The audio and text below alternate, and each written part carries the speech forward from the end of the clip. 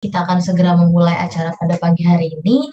Pertama saya ucapkan selamat pagi. Assalamualaikum warahmatullahi wabarakatuh. Shalom, salam sejahtera bagi kita semua. Om Swastiastu, Namo Buddhaya, salam kebajikan. Pertama-tama di sini saya juga ingin memperkenalkan diri. Perkenalkan saya Olivia selaku moderator yang akan memandu jalannya acara kita pada pagi hari ini selama beberapa jam ke depan. Selanjutnya saya mau menginfokan beberapa sesi dari webinar kita pada pagi hari ini, di mana pertama-tama tentu akan langsung dibuka dari pemaparan materi yang akan disampaikan oleh narasumber hebat kita. Kemudian setelah ada pemaparan materi, nanti akan ada sesi Q&A, di mana sesi Q&A ini nanti teman-teman semua bisa bertanya seputar pertanyaan-pertanyaan yang mungkin teman-teman penasaran soal materi yang disampaikan atau mungkin di luar dari materi yang disampaikan itu dipersilahkan. Nanti pertanyaannya itu bisa dituliskan di dalam kolom chat. Jadi sementara narasumbernya nanti menyampaikan materi, teman-teman semua dipersilahkan untuk mengetik terlebih dahulu soal-soal atau pertanyaan-pertanyaan yang mungkin mau teman-teman tanyakan. Selain itu juga setelah sesi Q&A nanti kita ada sesi sponsorship yang akan dipandu oleh tim Yapindo, yaitu tim saya, yang nanti akan bergabung juga di dalam ruang Zoom ini. Selain itu, setelah ada sesi sponsorship, teman-teman jangan langsung keluar dari room ini karena nanti kita ada sesi games, di mana sesi games ini kalau misalkan teman-teman menjadi pemenang dari games ini, teman-teman berkesempatan mendapatkan door prize berupa uang e-money gitu ya. Jadi stay tune terus sampai dengan akhir dari acara ini, dan nanti buat teman-teman yang bertanya terkait dengan absensi itu akan diberikan dalam bentuk sertifikat di akhir dari acara kita pada pagi hari ini.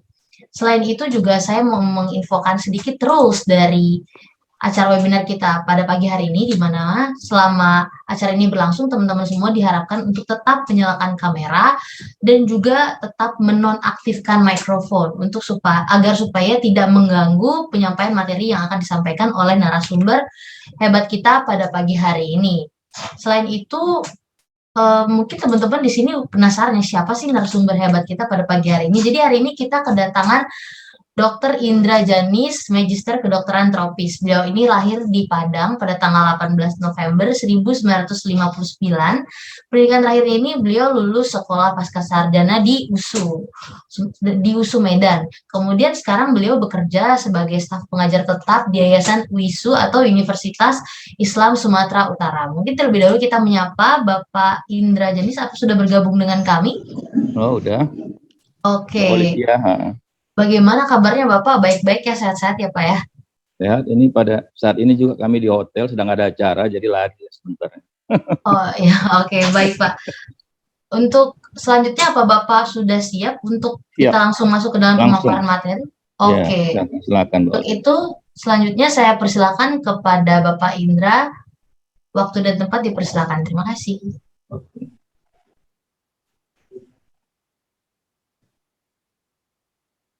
Materinya, PPT-nya udah screenshot yang saya kirim. Oh, Bapak mau saya bantu share screen, Pak? Iya. Udah saya kirim ke... Oke, mohon ditunggu sebentar ya Bapak ya. Oke.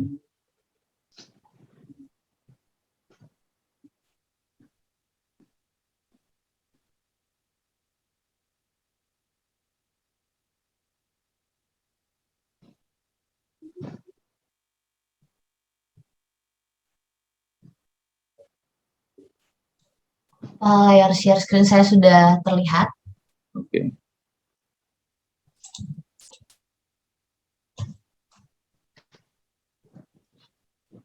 Bismillahirrahmanirrahim.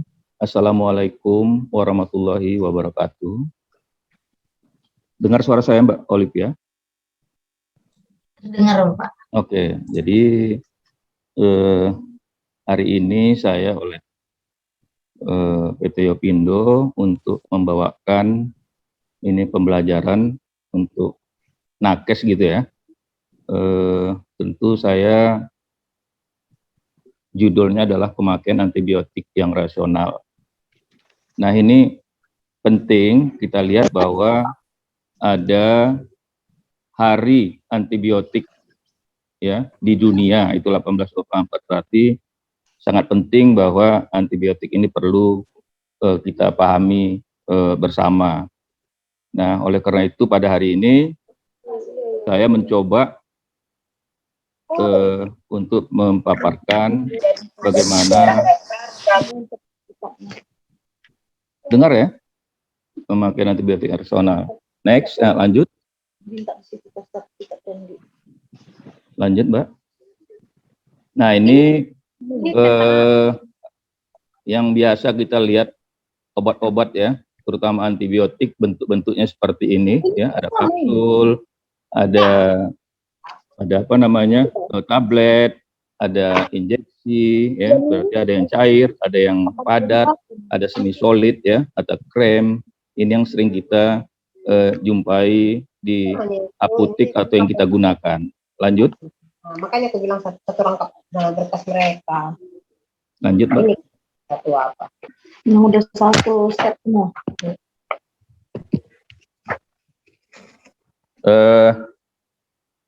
Jadi masih kosong. Saya matikan dulu supaya jangan lari internet, Mbak ya. Saya matikan. Jadi profil kesehatan di Indonesia pada tahun 2015 menunjukkan bahwa penyakit infeksi merupakan masalah kesehatan yang penting untuk segera diatasi. Jadi penyakit infeksi segera diatasi. Seperti tuberkulosis, HIV, AIDS, malaria, kusta, diare, campak, difteri, pneumonia, kecacingan, dan demam berdarah, dengue. Itu Kemenkes 2016. Nah, penataksanaan penyakit infeksi memerlukan pemakaian antibiotik yang rasional untuk eradikasi patogen di dalam tubuh manusia. Nah, salah satu efek samping yang ditakuti dari antibiotik adalah munculnya bakteri yang resisten terhadap antibiotika tersebut. Nah, prediksi kematian yang berhubungan dengan resistensi antimikroba pada tahun 2050 adalah sekitar 4, juta per tahun di Asia. Lanjut, Mbak. Ya, lanjut.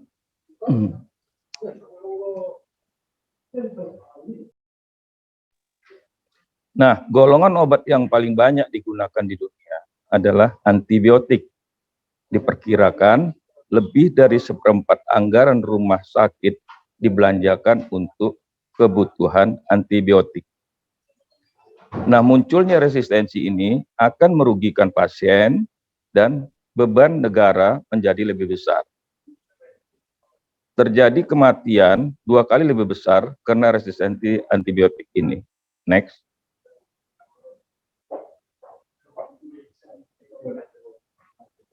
Nah, para hadirin sekalian, jadi kita harus tahu dulu penyebab penyakit infeksi, karena kita nanti gejalanya hampir sama, tapi penyebabnya tentu untuk pengobatannya berbeda. Jadi saya memaparkan pada hari ini adalah penyebab infeksi yang terbanyak itu adalah biasanya bakteri, kemudian bisa disebabkan virus, kemudian jamur, dan satu lagi adalah parasit. Nah, di sini kita lihat bahwa dengan jelas bahwa antibiotik itu digunakan hanya untuk bakteri, ya, tidak untuk virus dan tidak untuk jamur. Jadi kalau kita ada penyakit infeksi, diobati tanpa tahu penyebabnya dengan menggunakan antibiotik, mungkin salah satu kenapa tidak sembuh-sembuh, ya mungkin satu lagi pemakaian tidak rasional. Kedua mungkin penyebabnya virus, kemungkinan lagi jamur. Jadi ini perlu kita tegaskan. Jadi yang bisa mengetahui keluhan-keluhan ini adalah dokter. Nah, jadi kita ingat bahwa antibiotik adalah digunakan hanya untuk bakteri, ya. Artinya penyakit infeksi yang disebabkan oleh bakteri. Oke, lanjut.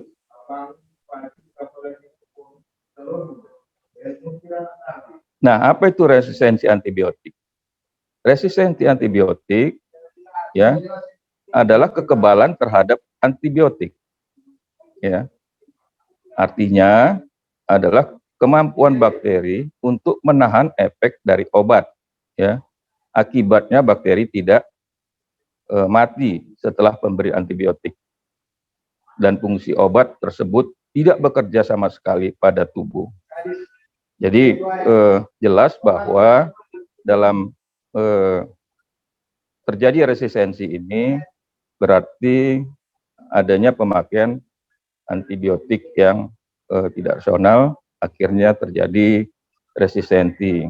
Artinya resistensi ini tidak bakteri yang mau kita obati atau penyakit infeksi yang kita obati tidak tepat sehingga keluhannya masih tetap.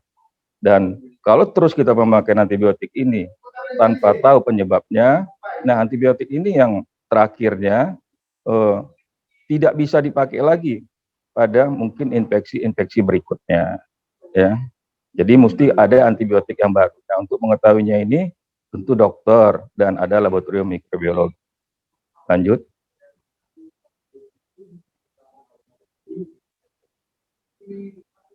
Nah, apa bahaya resistensi antibiotik?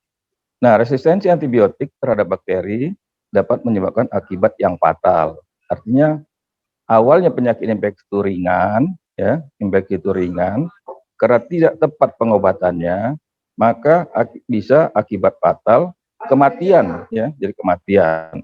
Artinya, kalau ada antibiotik itu, bakteri itu sudah melalui darah sampai ke otak menjadi sepsis, itu mungkin menyebabkan kematian atau kecacatan. Ya. Penyakit infeksi yang disebabkan oleh bakteri yang kebal terhadap pengobatan mengakibatkan bertambah lamanya seseorang menderita suatu penyakit. Artinya kita obati terus dan berganti-ganti dokter, berganti-ganti antibiotik, sehingga penyakitnya tidak sembuh-sembuh. Jadi mungkin diagnosanya yang salah, ya, atau mungkin pemakaian antibiotik yang sama atau resisten tadi, sehingga penyakit yang harusnya segera sembuh 3 hari infeksi itu menjadi berlarut-larut, tadi menjadi lama. Nah, meningkatnya kemudian resiko kematian, ya, dan semakin lama masa rawat inap di rumah sakit makin bertambah. Itu yang kita sebut nanti infeksi nosokomial, ya. Jadi inap yang saya kutip ini bertambah sebanyak rata-rata dari pemakaian antibiotik yang resisten 4,65 hari ya rawatnya, dan kemudian waktu rawat di ICU juga sebanyak 6 hari. Jadi kalau udah sepsis itu ya perginya ke ICU karena udah tidak ada kesadarannya lagi, ya. Nah, situ kalau penanganannya tidak adekuat antibiotiknya lagi, ya, mungkin spektrum luas, ya. Nah, itu mungkin nanti akan jadi, ya, kalau nggak sembuh dengan cacat atau meninggal, ya. Nah, ketika pengobatan menjadi lambat, bahkan gagal, pasien dapat menjadi inang bakteri. Artinya ada juga tidak sampai dia menyebabkan kematian, tapi kumannya itu tetap ada di tubuh manusia itu, ya. Misalnya penyakit tipes, ya. Jadi para tukang masak atau pelayan-pelayan di restoran, kalau dia ada mengidap bakteri Salmonella typhi, ini nanti akan diapakan kepada konsumennya, ya. Nah, hal ini yang memungkinkan resistensi antibiotik terjadi pada lebih banyak orang. Akhirnya orang yang kena yang sama juga tidak bisa antibiotik yang itu lagi dipakai, ya. Nah, biasanya masing-masing bakteri itu mempunyai drug of choice, ya. Drug of choice artinya pilihan utama setiap bakteri. Nah, ini akibat pemakaian yang tidak rasional, maka yang harusnya pilihan utama itu menjadi resisten. Artinya kita akan mencari antibiotik yang bisa tidak resisten membunuh bakteri tersebut. Lanjut. Nah, apa yang bisa kita lakukan sebagai masyarakat? Nah, konsumsi antibiotik hanya jika diresepkan oleh dokter. Iya, benar-benar. Jadi konsumsi antibiotik hanya diresepkan oleh dokter. Kenapa? Dokterlah yang mengetahui apakah infeksi ini bakteri, virus, jamur, ya. Mereka berdasarkan keilmuannya. Jadi tidak boleh kita ke apotek itu, anak saya demam ini, sehingga nanti orang apoteknya kasih antibiotik. Nah, belum tentu antibiotik itu tepat, ya. Jadi sebenarnya seharusnya wajibnya itu harus dengan resep dokter. Jadi dokter yang meresepkan antibiotik, ya. Kemudian setelah dokter memberikan aturan pakai atau banyaknya antibiotik diberikan, misalnya 3 hari, ya habiskan 3 hari. Ya, jangan nanti udah sembuh keluhannya, misalnya demam udah kurang, tidak ada nafsu makan udah bagus, semua antibiotiknya dibiarkan, ya. Jadi tertinggal, harusnya 3 hari dihabiskan, 1 hari sudah satu hari dimakan, 2 hari 3 hari nggak dimakan lagi, itu tidak bisa. Dan tidak ada antibiotik itu besoknya demam lagi pakai antibiotik yang sudah tidak dimakan lagi. Takutnya itu resisten, ya. Kemudian jangan pernah menggunakan antibiotik sisa, itu yang saya bilang tadi, ya. Yang harusnya 3 hari kita makan 1 hari, ada sisanya, besok ada demam kita makan lagi. Belum tentu penyakit yang sama, ya. Takut-takut kalau memakan antibiotik kadang-kadang bisa alergi, ya, bisa tidak tidak bisa membunuh atau mengurangi keluhan daripada penyakit infeksi kita, gitu, ya. Kemudian jangan menggunakan antibiotik bersama-sama orang lain, ya. Artinya kalau misalnya sama-sama demam, udah ini ada antibiotik aku dulu demam seperti ini pakai, aku sembuh. Oh, belum tentu, ya. Penyakit infeksi dari masing-masing penderita itu berbeda nanti infeksinya, jadi tidak sama. Kadang-kadang ya bisa aja sama, ya. Cuma jadi antibiotik yang tadi 10 itu dibagi 2, ya, atau sisa itu yang dikasih kepada pasien. Itu yang tidak boleh, ya. Lanjut.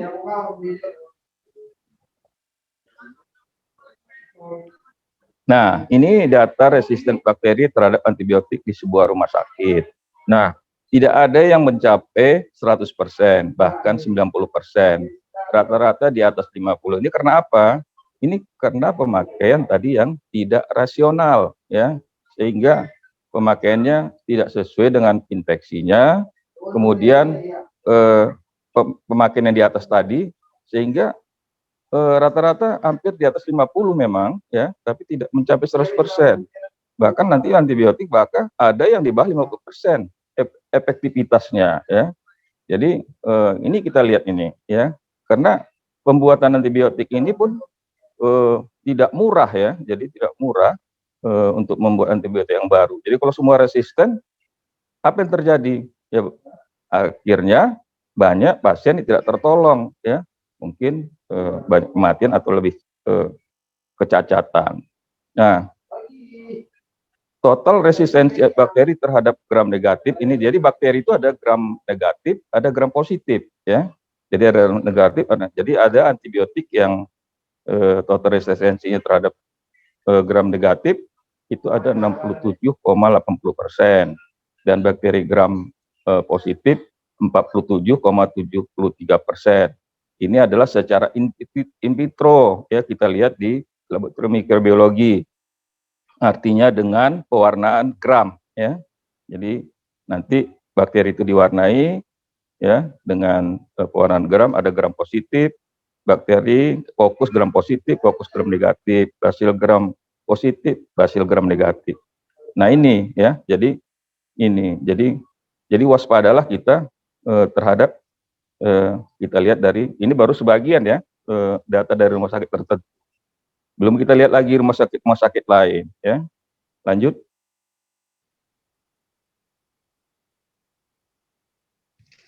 Nah, meresepkan antibiotik 3 hal yang harus diperhatikan.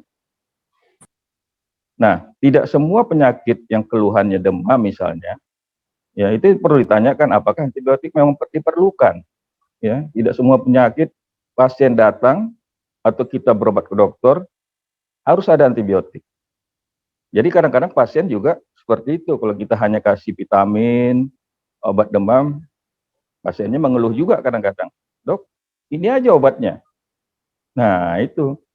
Jadi dokter juga kalau memang dia bijak, ya, tidak perlu memakai antibiotik. kadang-kadang pasiennya. Kalau dibilang seperti itu aja, ya kalau ini aja pun saya bisa beli dok, kan gitu. Maunya kan ada antibiotik gitu.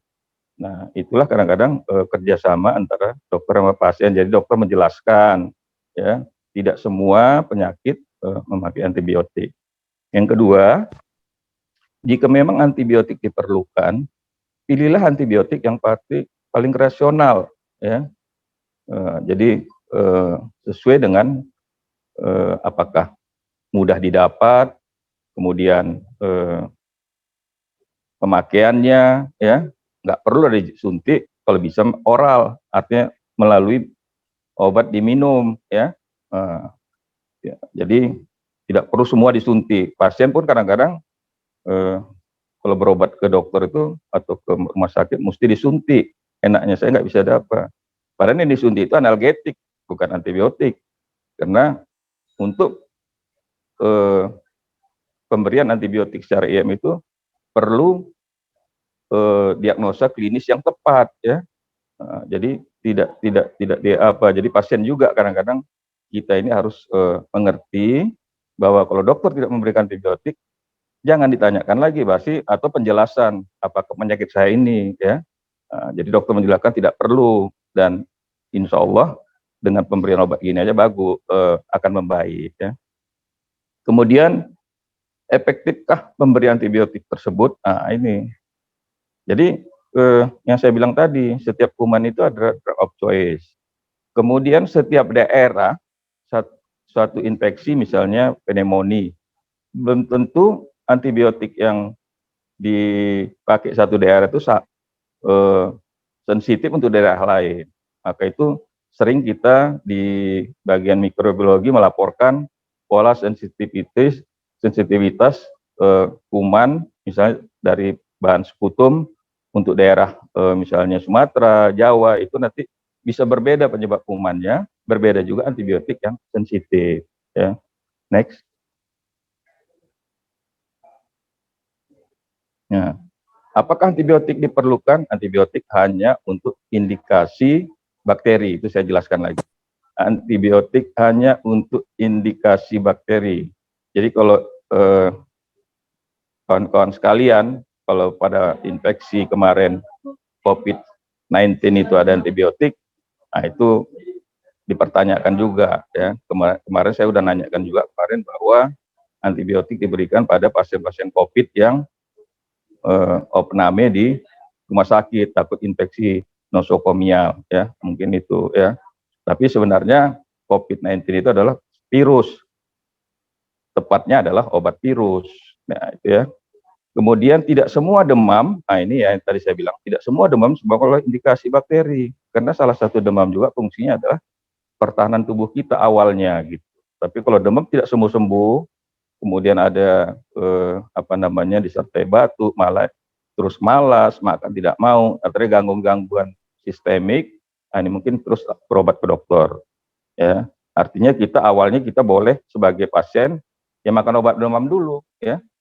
Karena kalau makan obat demam kan bukan mengobati bakteri penyebabnya, tapi keluhannya, ya, keluhan demamnya. Kalau tidak turun-turun ya kita ke dokter. Nanti dokter akan menanyakan, memeriksa, tentu kalau memang perlu antibiotik dikasih antibiotik. Kalau tidak ya mungkin ada hal yang perlu ditindaklanjutin atau diperiksa dulu, ya, misalnya dahaknya diperiksa dulu ke mikrobiologi, karena dokternya akan mengetahui ini apa kumannya, kemudian antibiotik mana yang sensitif atau yang resisten. Lanjut. Nah, kesimpulannya, ya, jadi kita harus tahu, ya, masyarakat harus tahu, karena pembuatan suatu antibiotik begitu mahal, ya. Jadi saya rasa mungkin bisa APBD Sumut ini atau APBD di setiap provinsi hampir sama biaya suatu antibiotik, ya, pembuatannya. Maka kita mari sama-sama penggunaan antibiotik yang tidak rasional menyebabkan terjadi resistensi. Artinya tidak bisa kuman itu kebal terhadap suatu antibiotik. Nah, Kemudian yang menjadi masalah, kalau memang ada ditemukan, ya alhamdulillah. Kalau belum ditemukan ini antibiotik baru, sementara resisten tadi yang kita lihat hampir alhamdulillah masih 50% ya. Kalau di bawah 50%, wah itu udah suatu gawat, udah apa namanya? Udah suatu apa namanya? Udah emergensi ya. Jadi yang mana lagi kita pakai infeksi? Akhirnya banyak kematian dengan infeksi ya. Kemudian tenaga kesehatan ikut bertanggung jawab terhadap munculnya resistensi. Jadi kita sebagai dokter pun ya kami itu harus tetap mengadakan seminar-seminar atau mengetahui antibiotik mana yang apa namanya yang sensitif terhadap infeksi tertentu, dan itu kita seminarkan setiap tahun ya. Oke, lanjut. Nah, ini ya urutannya. Jadi dokter pertama menanyakan keluhannya. Jadi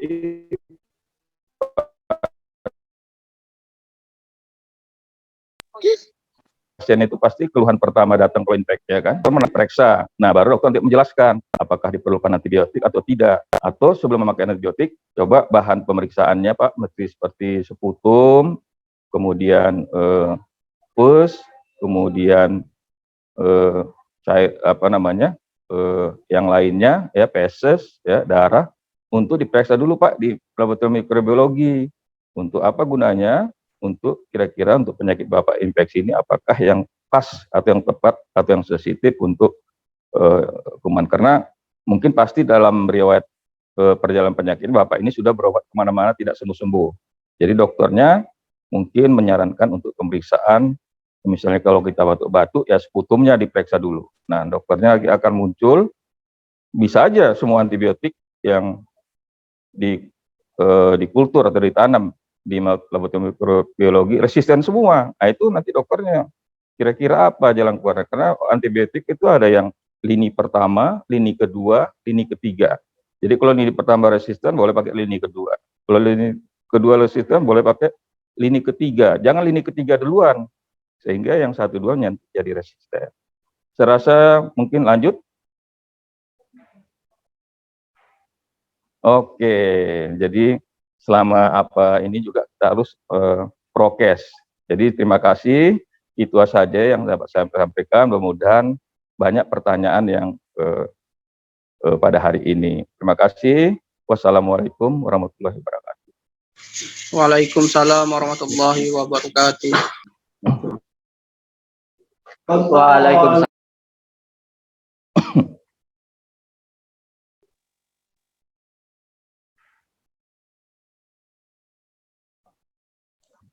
Oke, baik.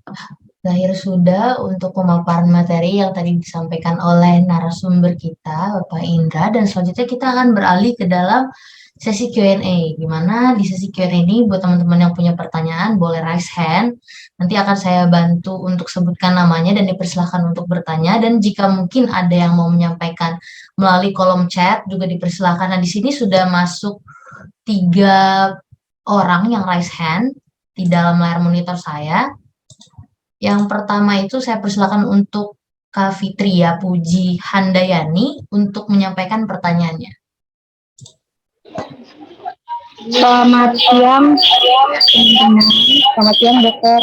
Terima kasih Pak sebelumnya kasih kesempatan saya untuk bertanya.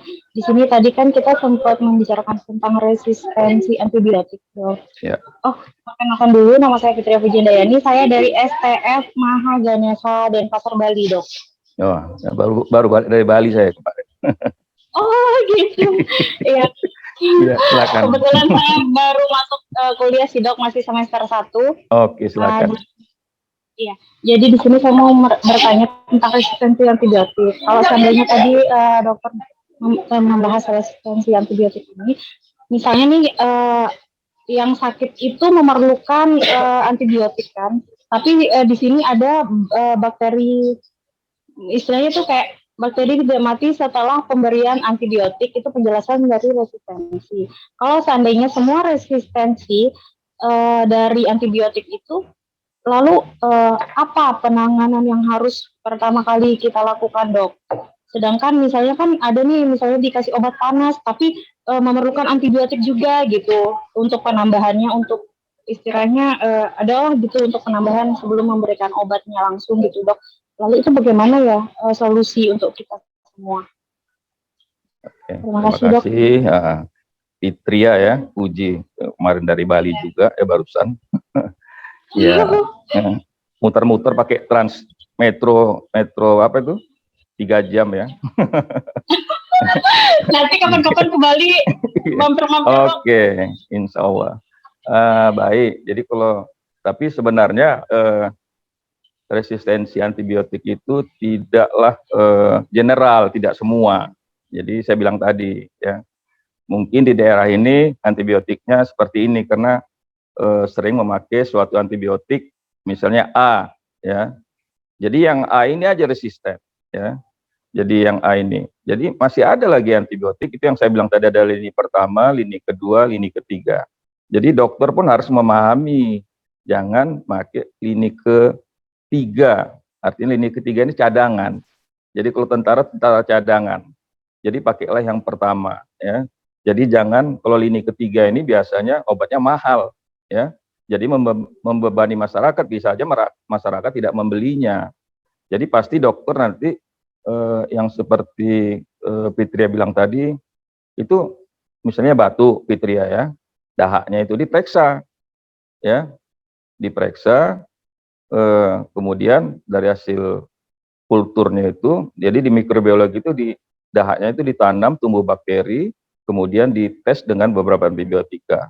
Nah, tentu pasti ada antibiotika yang sensitif. Nah, itulah yang dipakai oleh dokter pedomannya. Jadi kita tidak perlu khawatir juga. Berarti ada antibiotik yang kecuali semua general, nah itu beda. Tapi masih ada antibiotik ya.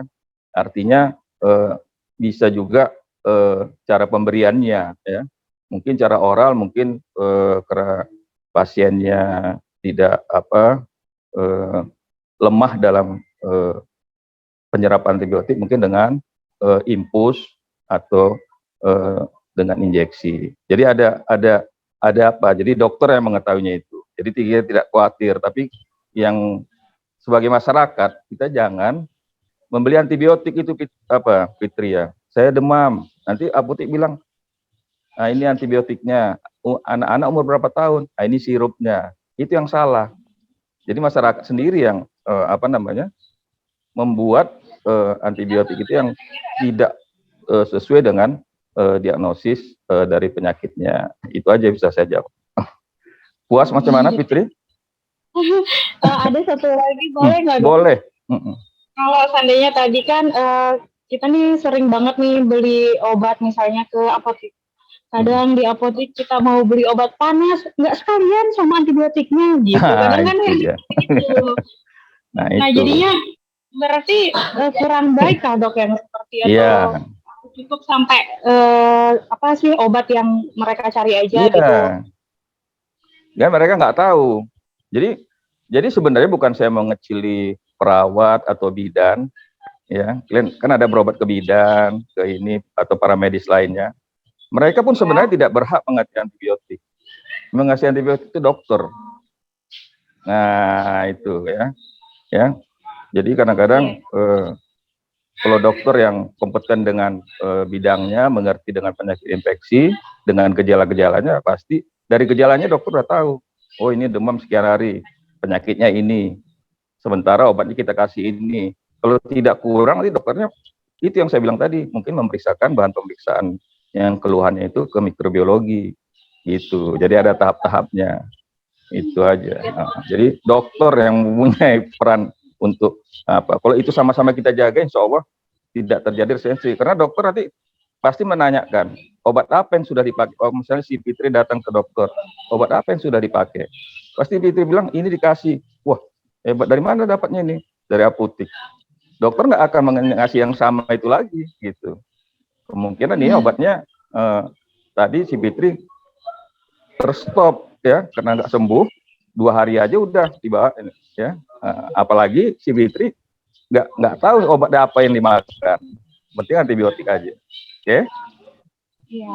Iya, iya, Dok. Ya. Terima kasih banyak. Oke, sama-sama.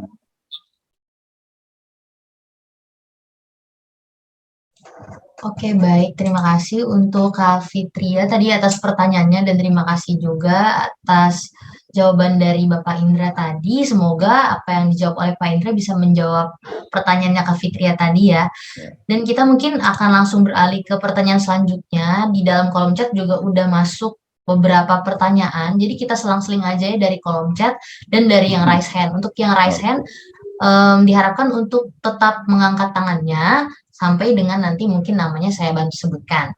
Jadi kita beralih yang di dalam kolom chat dulu. Di sini pertanyaan paling pertama di dalam kolom chat itu ada dari Kak Velia.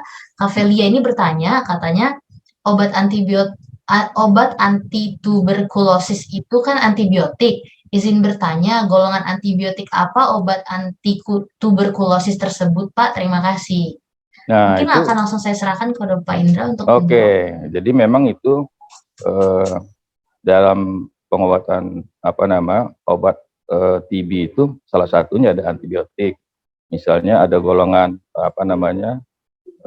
nanti ada namanya itu macrolide. Jadi golongan khusus untuk itu kalau TB itu untuk Bacillus thanasam, tidak bisa digunakan dengan bakteri yang lain. Jadi bakteri thanasam itu misalnya Mycobacterium tuberculosa. Nah, itu ada beberapa antibiotik, ada juga bukan golongan antibiotik. Jadi itu hanya mungkin yang sering kita juga pemakaiannya juga yang masalahnya sekarang kita bangga ya. Jadi kemarin sempat TB ini termasuk peringkat 2 ya. Kalau olahraga itu peringkat 2 kan medali perak ya. Nah, kita sempat bangga juga karena pemakaian obat oral anti TB ini yang juga sama dengan antibiotik. Ya, karena pemakaian tidak tepat itu biasa pada pasien biasanya. Kalau biasanya sudah jadi golongannya ya ada golongan dari macrolide itu misalnya ada yang tertentu ya yang biasanya antibiotik itu golongan yang hanya khusus untuk Bacillus thanasam, tidak ke kuman yang lain. Itu aja.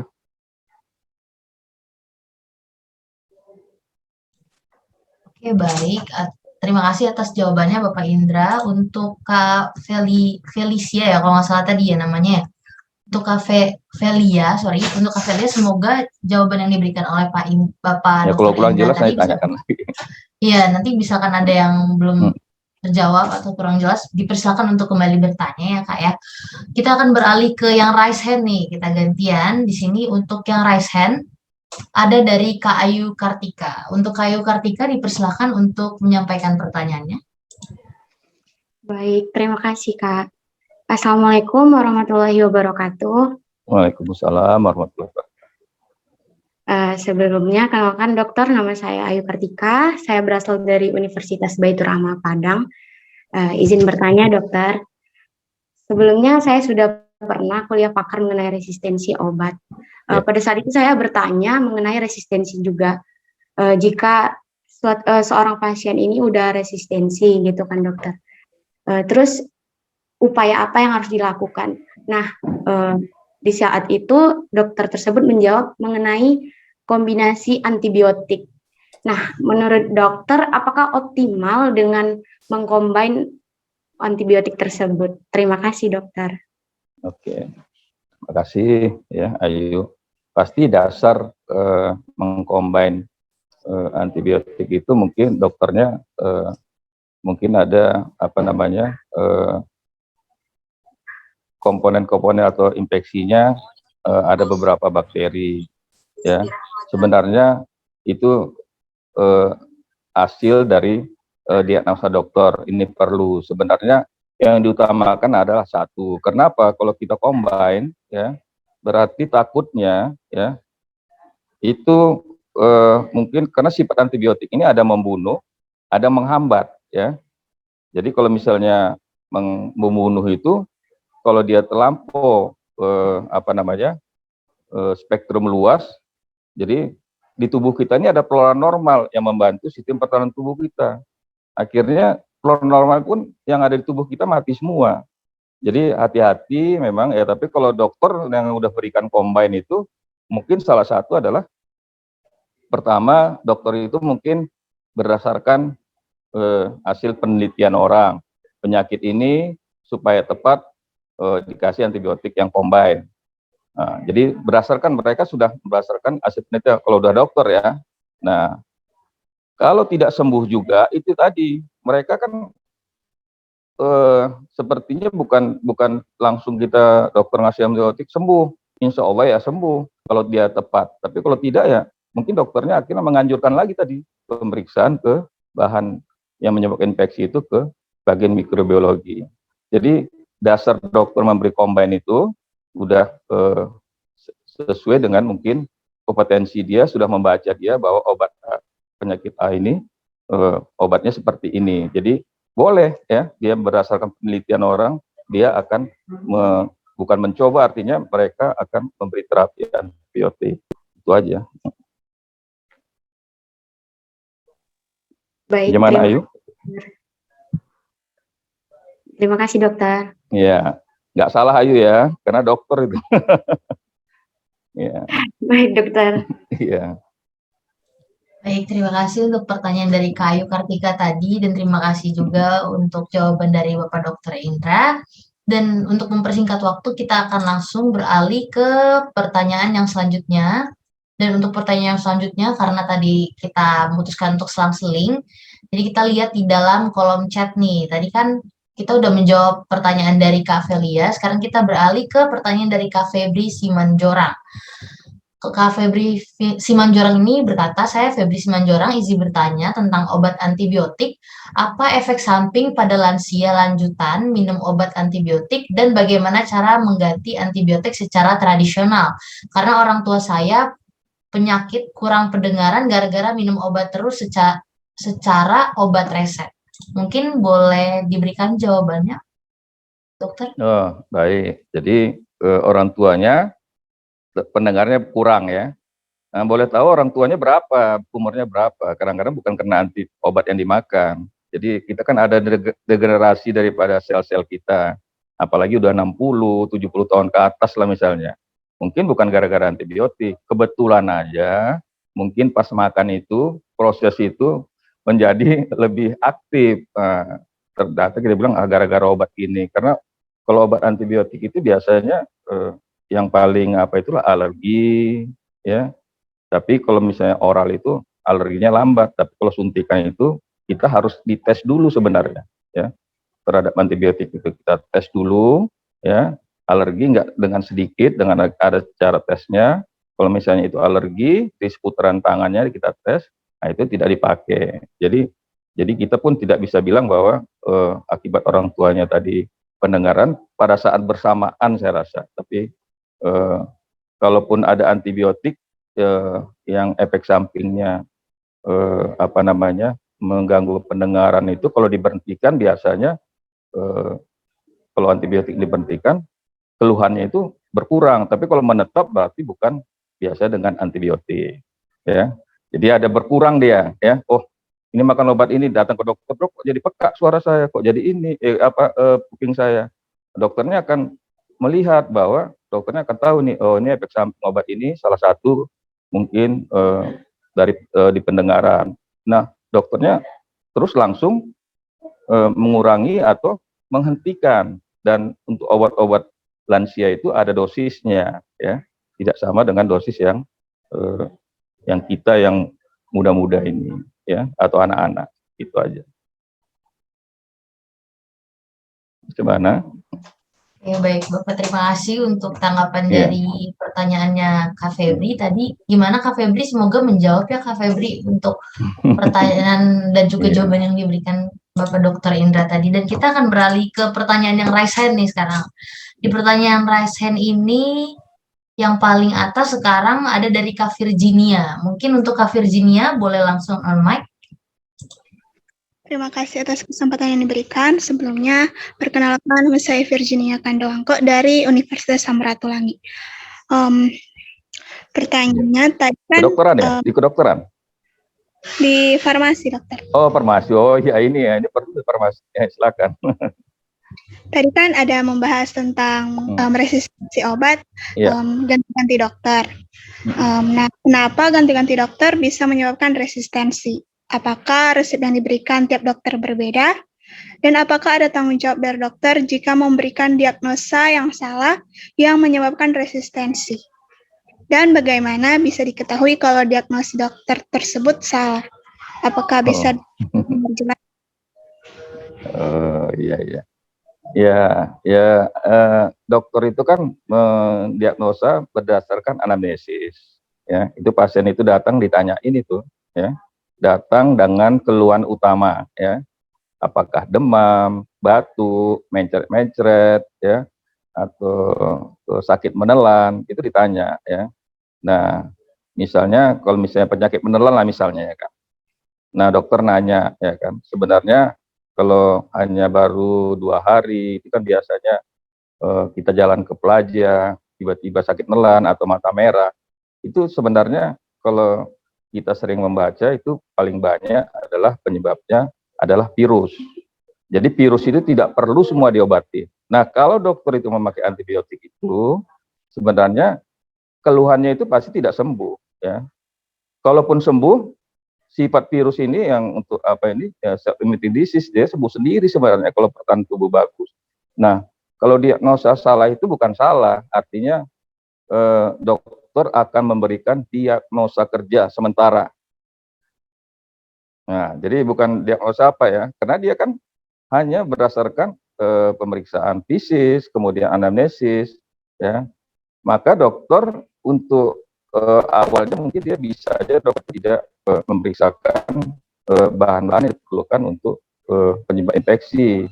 Jadi sebenarnya bukan salah diagnosis. Jadi kemungkinan pada saat anamnesis tidak apa namanya tidak terbuka, ya, misalnya, atau bisa aja dokternya ya mungkin riwayatnya misalnya kayak ginilah, ada pasien kejang-kejang, ya, tidak sadarkan diri, sehingga dokternya pikir ini mungkin penyebab infeksi bakteri, ya. Ternyata kalau ditanyakan lebih lanjut, ya, apakah pasien ini pernah baru pulang perjalanan. Nah, jadi ya dari mana gitu? Oh, dari Papua. Ah, berarti keluhannya itu karena dia tidak sadarkan diri, kejang-kejang itu disebabkan oleh penyakit malaria. Nah, kan tidak antibiotik jadinya kan. Itu kan obat protol juga. Jadi seperti itu. Kadang-kadang bukan salah, tapi mungkin tidak diagnosanya tidak begitu mendalam gitu ya. Nah, itu aja ya. Mungkin kalau dia tidak begitu apa nanti akan dikonsultasikannya sebenarnya ke spesialis lebih lanjut. Gitu apa Camelia? Carmela ya. Gimana Carmela? Oke, Bapak, kebetulan yang bertanya tadi kalau nggak salah Virginia, Pak. Terdempak ya. Iya. Oke. Oke, terima kasih Bapak untuk jawabannya Iya. dan juga tanggapannya atas pertanyaan dari Kak Virginia tadi. Dan kita akan langsung beralih ke pertanyaan selanjutnya yang akan saya ambil dari kolom chat. Nah, di sini masuk dari Kak Vicky nih. Kak Vicky bertanya, dia Vicky Koirunisa dari Prodi Farmasi Universitas Indonesia izin bertanya, jika alergi pada obat antibiotik tandanya seperti apa ya Pak? Lalu solusinya bagaimana Pak? Terima kasih. Nah, Ini dipersilakan Pak itu untuk bagus menjawab. juga, bagus pertanyaannya. Nah, biasanya dokter sebelum memberi antibiotik itu ditanyakan dulu, ya, ada nggak obat alergi, pemakaian obat yang alergi? Ya kalau nggak ada, ya mungkin ya dikasihnya. Kebetulan begitu dikasihnya alergi. Salah satu adalah alergi itu misalnya kalau kayak saya juga itu alergi golongan sulfa itu langsung kulit saya hitam. Nah ini dalam arti ya nggak perlu dimakan lagi, jangan dimakan lagi sulfa. Nah itu perlu pasien itu. Jadi kalau ada yang alergi itu pasiennya harus dicatat itu, ya, dicatat kalau bisa masukkan ke dalam dompetnya obat-obat yang alergi. Mana tahu kita sadar. Kalau nggak sadar, kan dokternya akan nyuntikkan obat yang alergi kepada kita, jadi masalah kan gitu. Tapi kalau dokter pasti meriksa, kalau nggak ditanyakan kepada yang membawa pasien, apa kira-kira pasien ini yang alergi. Jadi sehingga kita kooperatif juga, jangan kita nggak tahu. Tapi bukan waktu dokter itu anamnesis kita kasih obat itu, pasti dokter nanya, adakah obat yang pernah dimakan alergi? Nah itu tuh untuk menghindari setelah pemakaian obat itu jadi alergi. Kayak biasa gatal-gatal, mata merah, ya sesak napas, nah, itu yang lebih berat. Nah itu, jadi dokter pasti nanyakan, ya, pasti bertanya, saya mau, saya golongan golongan amoxilin, golongan ampicillin, ya, saya alergi. Oh, dokter nggak akan ngasih itu lagi. Tapi kalau ditanya, nggak ada jawaban apa-apa, mungkin dokter akan ngasih, tiba-tiba kita alergi. Nah itu harus datang ke dokter lagi. Gitu aja jawaban dari saya. Baik Pak, penjelasannya cukup sangat jelas sekali. Terima kasih atas penjelasannya Pak. Alhamdulillah. Oke, terima kasih lagi nih Pak untuk tanggapan dari jawabannya Kak Vicky tadi. Terima kasih juga Kak Vicky sudah menyampaikan rasa terima kasihnya secara langsung kepada Bapak Dr. Indra. Dan mempersingkat waktu juga, kita langsung beralih ke pertanyaan yang selanjutnya nih. Di sini kita beralih ke yang raise hand, di mana raise hand ini paling atas di layar monitor saya ada dari Kak Jumadi. Kak Jumadi mungkin dipersilakan untuk menyampaikan pertanyaannya. Langsung on mic ya. Assalamualaikum warahmatullahi wabarakatuh. Waalaikumsalam warahmatullahi wabarakatuh. Mohon maaf Ini Pak, izin bukan Pak ini ya, bertanya. belum Bapak ini kan? Belum Bapak. Oke, silakan.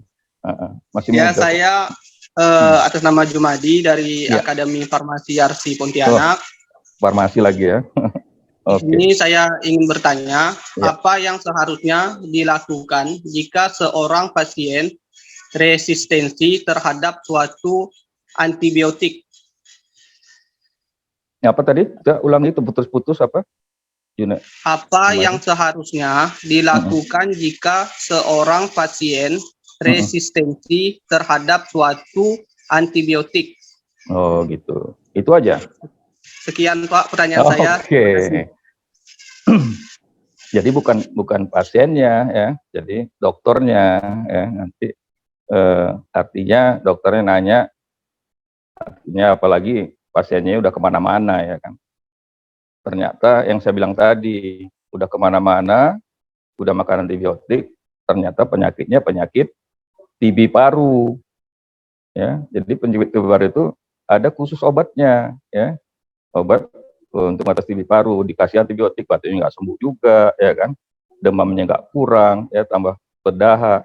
Nah, dokter akan mengirimkan spesimen sputumnya itu, ya, sputum atau dahaknya itu ke laboratorium mikrobiologi, atau untuk membuktikan apa penyebab sebenarnya penyakitnya, kok nggak sembuh-sembuh. Padahal sudah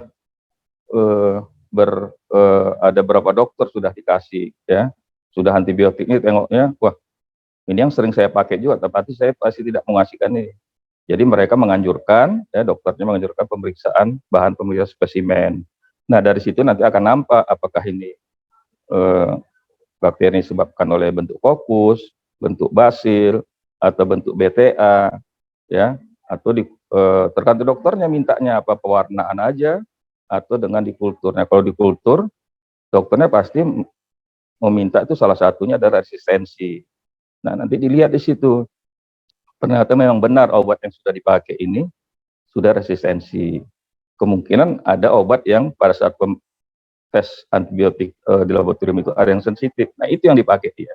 Ya. Itu salah satu, bukan pasiennya, dokternya nanti menganjurkan. Ya. Pasiennya tidak tahu itu resistensi. Pasiennya hanya tahu kok tidak berubah, kok tidak kurang keluhannya gitu. Berarti bukan resistensi. Ya, itu. Ya Jumadi. Ya Pak, terima kasih. Oke. Oke, terima kasih untuk Kak Jumadi atas pertanyaannya tadi. Dan juga terima kasih sekali lagi Pak untuk tanggapannya atas pertanyaan dari Kak Jumadi tadi. Kita akan beralih ke pertanyaan di kolom chat nih. Karena masih ada waktu, jadi kita akan melihat beberapa pertanyaan lagi. ini datang pertanyaan dari Kak Jenny. Kata Kak Jenny, selamat siang dokter, saya izin bertanya, untuk penggunaan antibiotik apabila sempat diberhentikan sebelum waktu yang ditentukan, lalu bakterinya menjadi kebal, apakah obatnya ditingkatkan lagi dosisnya, obatnya serta jenis obatnya apakah berbeda atau bagaimana ya dokter? Terima kasih dokter. Oh Silakan iya. Pak. Oke, jadi kalau pasiennya memberhentikan sendiri, ya nggak mungkin ditingkatkan, ya kan? Kecuali keluhannya tidak berkurang setelah dokter mengasih antibiotik yang pertama dikasih. Nah, itu datang lagi kita. Itu yang saya bilang tadi, apakah dokter melanjutkan, bukan meningkatkan, mengganti antibiotik yang lain jenisnya, atau memeriksakan bahan pemeriksaan yang menyebabkan penyakit tadi. Jadi bukan meningkatkan, ya. Jadi menggantikan dulu, ya. Sehingga dok ini kok nggak sembuh-sembuh dok, keluhan saya udah makan 3 hari kok nggak ada kurang. Nah, dokternya akan mengalihkan jenis antibiotik yang lain sesuai kompetensi dia. Oh ini kalau berarti demamnya sudah lebih 4 hari, artinya ada penyakit tertentu yang hitungan demam sekian hari penyakit infeksinya ini, demam sekian hari penyakit infeksinya ini. Jadi dokter udah tahu. Jadi oh rupanya harusnya antibiotiknya ini, penyakit ini dengan demam sekian hari. Begitu.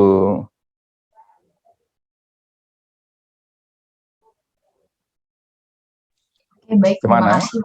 Terima kasih Bapak untuk tanggapan dari pertanyaan Kak siapa tadi ya, sebentar saya lihat dulu. Ya. Kak Jenny, oke.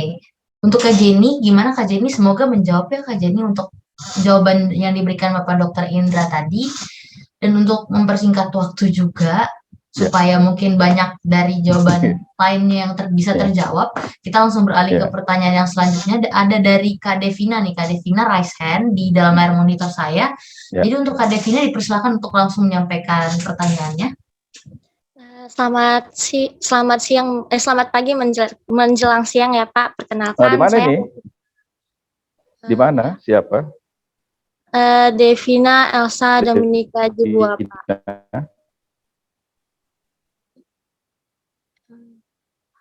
Pak, saya dari NIA, saya dari Universitas Esa Unggul. Ya, lanjut. Ya Pak, izin bertanya.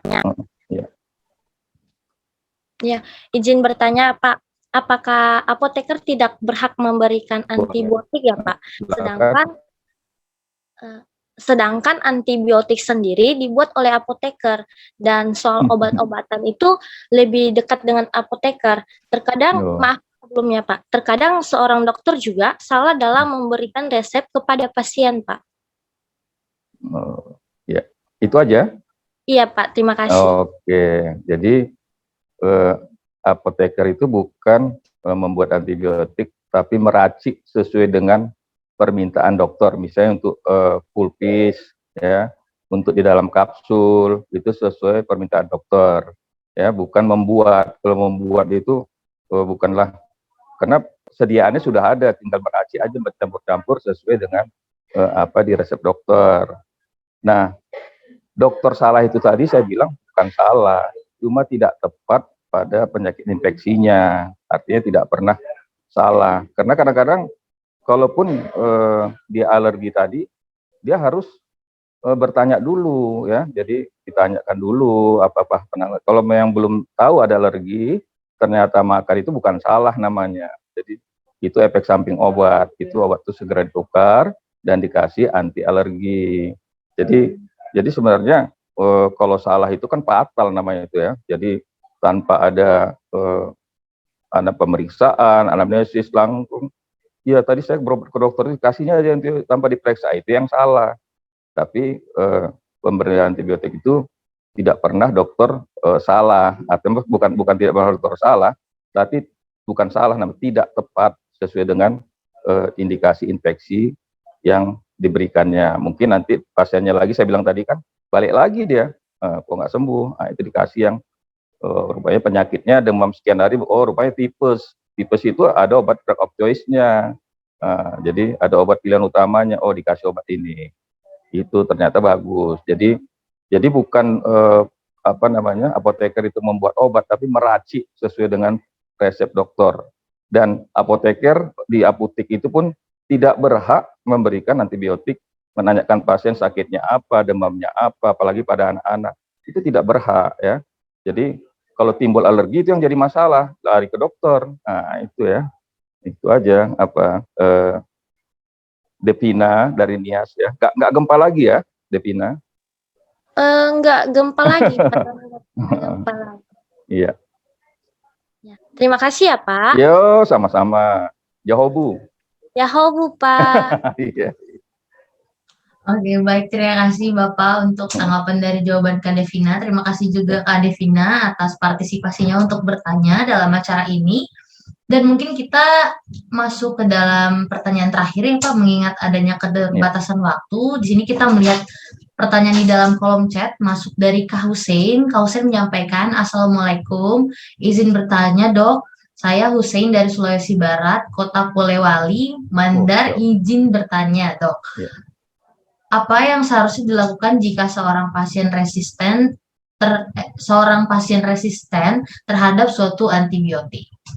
Terima kasih. Oh itu ya, bukan pasien yang resisten, tapi kuman yang resisten ya terhadap antibiotik ya. Pasien bukan resisten, tapi keluhannya tidak membaik. Nah, jadi dengan sendirinya yang lapor ke dokter lagi, kok nggak sembuh-sembuh keluhannya. Jadi tidak pernah artinya bakteri yang di pasien itu yang resisten. Jadi bukan pasiennya ya kan.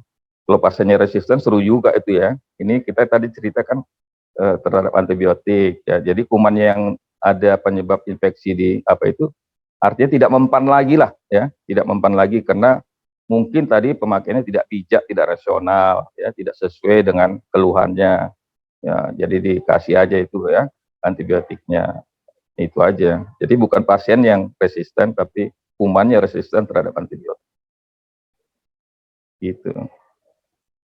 Oke, baik Pak. Terima kasih untuk Kak Hussein. Gimana Kak Hussein? Semoga tanggapan dari Bapak Indra tadi bisa menjawab pertanyaan dan rasa penasarannya ya terhadap apa yang ditanyakan tadi.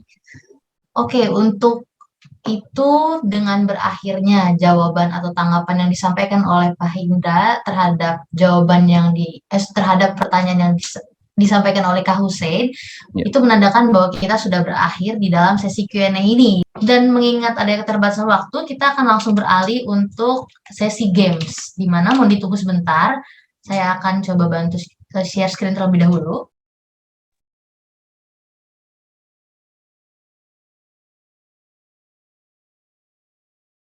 Oke, mungkin di layar teman-teman semuanya apa sudah tampil share screen dari saya? Sudah. Oke, di dalam sesi bukan sesi sponsorship. Di dalam sesi games hari ini, tentunya kita akan bermain games, seperti yang saya sudah jelaskan di awal sebelumnya juga. Nanti teman-teman yang memenangkan sesi games ini berkesempatan untuk mendapatkan hadiah berupa uang, gitu ya.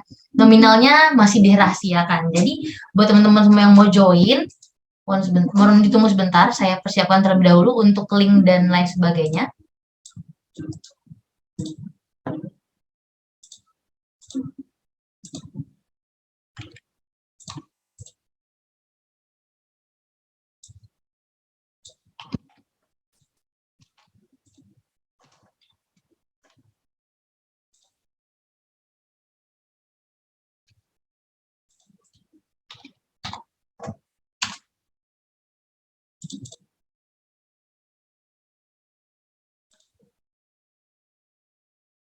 Oke, teman-teman semuanya, di dalam kolom chat saya sudah mencantumkan link serta juga dengan game pin-nya. Jadi buat teman-teman semua boleh diklik linknya, nanti akan langsung terhubung ke dalam Kahoot login. Di dalam Kahoot login itu nanti teman-teman semua tinggal memasukkan game pin yang sudah saya masukkan di dalam kolom chat tadi. Dan saya mungkin akan memberikan waktu sekitar 2 sampai dengan 3 menit sambil menunggu teman-teman semuanya, mungkin ada yang lagi proses join dan lain sebagainya. Saya masih menunggu ya. Dan untuk teman-teman mungkin yang mau ribet nih kan, mau lebih simple aja, bisa aja langsung di-scan nih barcode yang saya berikan di layar monitor teman-teman semuanya. Dengan scan barcode ini akan otomatis masuk ke dalam game ini. Jadi saya akan menunggu untuk teman-teman semuanya join sampai dengan pukul 11:56 ya. Jangan sampai ketinggalan karena lewat dari pukul 11 lewat 56 menit itu akan terkunci room dari games kita pada hari ini. Ingat teman-teman, lumayan banget loh dapat nggak uang tunai sih, uang e-money lah ya bisa dibilang kayak gitu. Lumayan buat jajan ya kan. Kalau cewek mungkin beli seblak atau cowok mungkin buat nabung atau apa, kan kita nggak ada yang tahu gitu. Iseng-iseng berhadiah nih teman-teman semua. Saya masih menunggu 1 menit ke depan.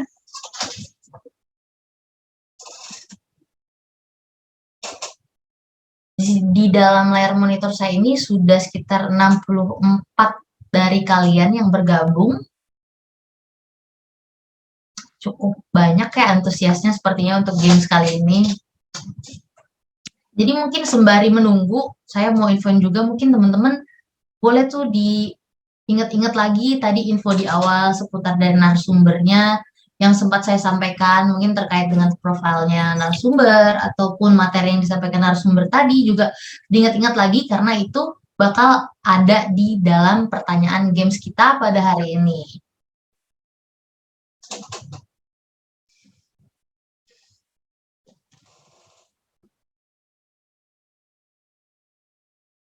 Oke,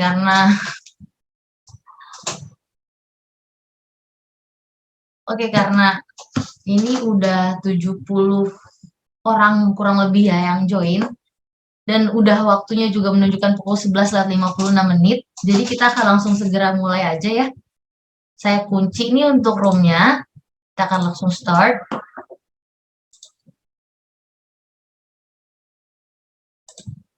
Oke, dimulai ya untuk gamesnya. Kita masuk pertanyaan pertama. Ayo ingat, ini pertanyaannya jawabnya harus cepet-cepetan karena siapa yang paling cepat dan siapa yang menjawab dengan benar itu poinnya akan lebih tinggi. Kita di sini bersaingnya dari segi poin ya teman-teman semua.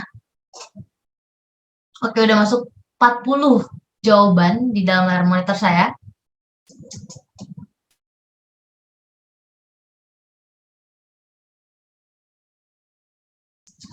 Oke, udah masuk 66 jawaban yang still counting. Oke, waktunya habis. Jadi di dalam pertanyaan pertama ini, jawaban yang masuk cukup banyak, dan jawaban yang betul hanya satu, yaitu antibiotik. Dan di sini yang menjawab benar sekitar 58 orang. Kita lihat siapa yang mau pegang skor tertinggi di dalam pertanyaan pertama ini. Oke, ada dari Arfian. Congrats untuk Arfian. Di pertanyaan pertama ini udah unggul dari semua teman-teman yang lain.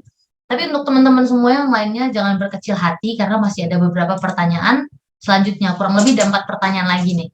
Semoga bisa dibalap nih Arfiannya. Arfian juga harus tetap semangat supaya tetap bisa mempertahankan posisinya. Oke, pertanyaan kedua. Cepet banget nih ya, untuk pertanyaan kedua udah langsung, baru beberapa detik udah masuk 40 jawaban. Kompetitifnya luar biasa banget ya nih untuk partisipan dari acara webinar hari ini. Waktunya tinggal kurang lebih 5 detik lagi. 3, 2, 1. Oke, habis ya waktunya teman-teman semua. Ini masuknya jawabannya lebih banyak nih dari yang pertama tadi, tapi jawaban yang betul hanya resistensi. Untuk yang menjawab resistensi kurang lebih 37 orang, dan kita lihat siapa yang memimpin dari segi skor. Oh, untuk Kariska, congrats, di pertanyaan kedua ini Kariska memimpin, dan untuk Kak Arfian tadi yang memimpin di pertanyaan pertama, itu jangan berkecil hati, kita nih masih kompetisi nih, masih ada 3 pertanyaan terakhir ya. Oke, masuki pertanyaan yang ketiga. Udah masuk kurang lebih 20 jawaban dari teman-teman semua.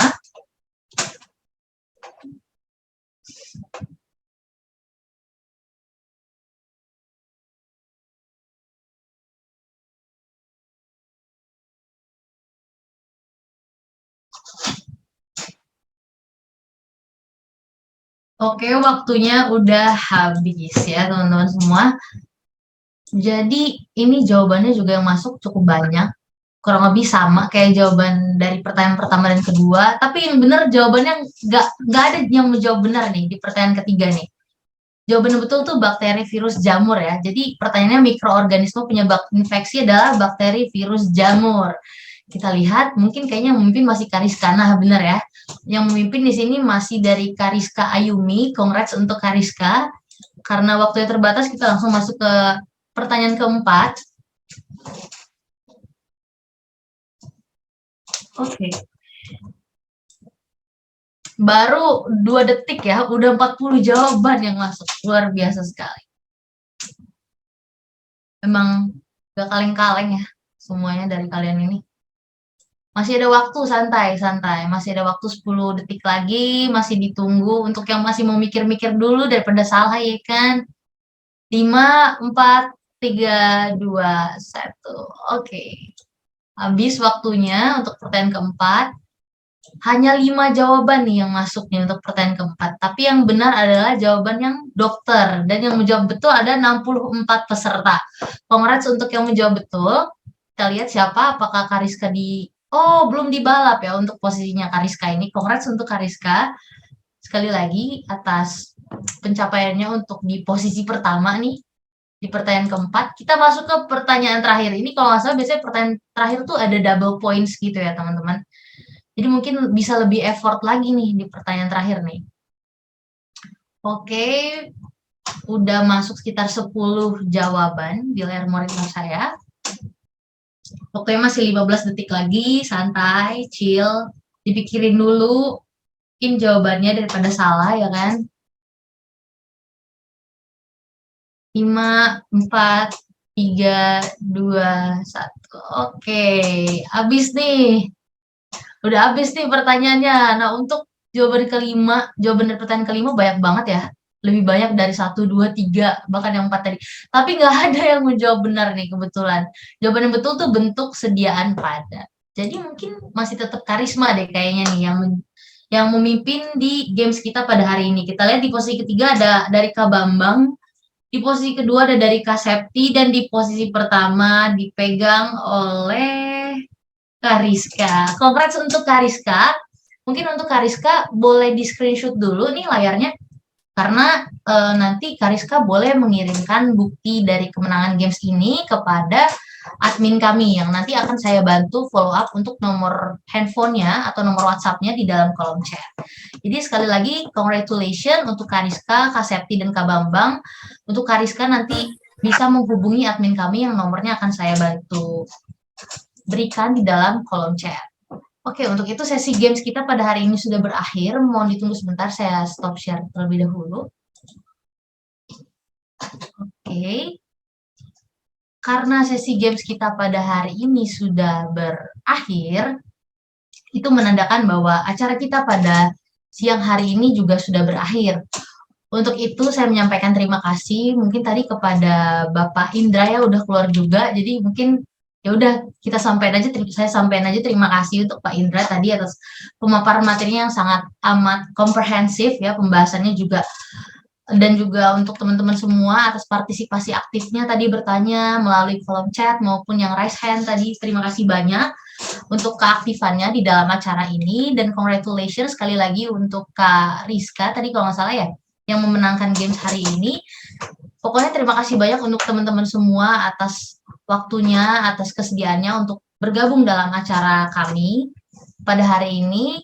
Mungkin sedikit pantun dari saya untuk mengakhiri acara ini. Hidup kesepian tanpa kekasih, cukup sekian dan terima kasih. Wassalamualaikum warahmatullahi wabarakatuh. Selamat siang teman-teman semua, sampai jumpa di lain kesempatan.